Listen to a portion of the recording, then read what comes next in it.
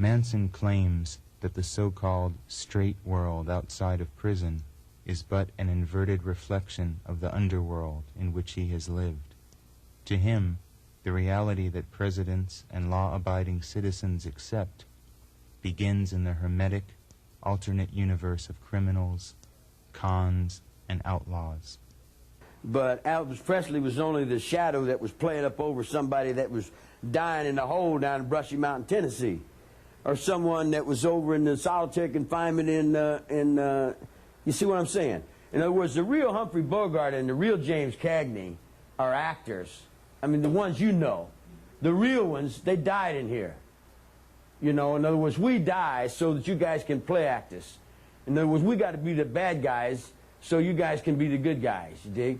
But in reality, we know that you're not the good guys, that you guys are worse than we are. You dig what I'm saying? Which is acceptable because we're outlaws. Manson invokes the ancient god of the Gnostic pantheon, Abraxas, or Abraxas, a symbol of the eternal now, a state of mind that exists beyond the false dichotomies of light and darkness, good and evil, right and wrong. Manson justifies his forgiveness of his captors in the name of Abraxas, a god that represents total reality. I respect that same fucking asshole that I'm down on every day.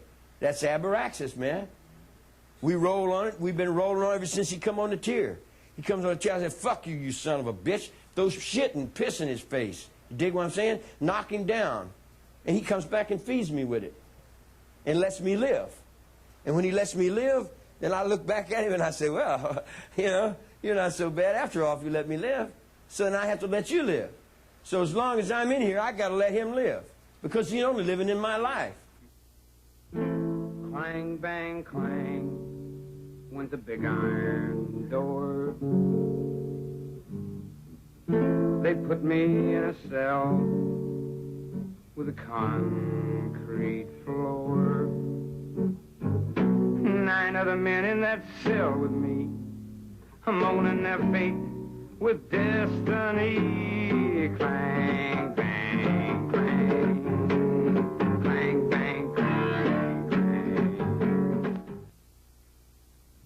In the solitude of the desert, he dreamed of training his family for survival, long before America had seen an explosion of survivalists moving into rural areas to stockpile arms and wait for the apocalypse.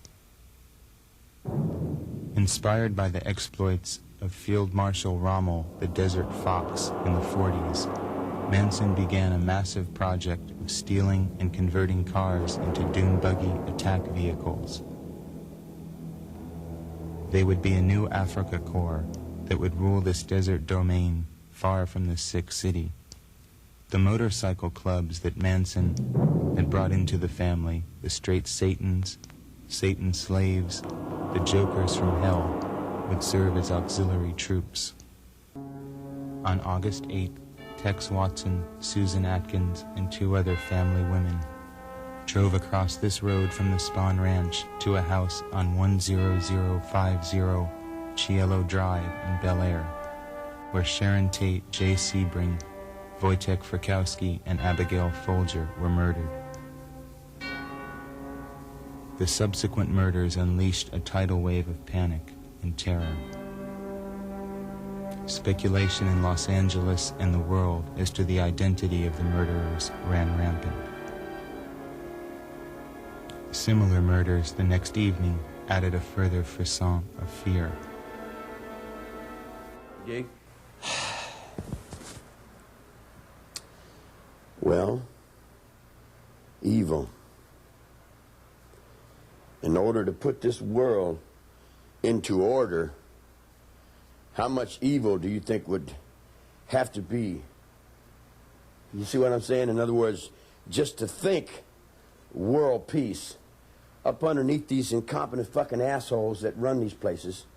You dig what I'm saying? What kind of man you think would have that in his head? Manson has often been compared to Adolf Hitler, and asked whether he feels connected to the Fuhrer, he answers, We all do.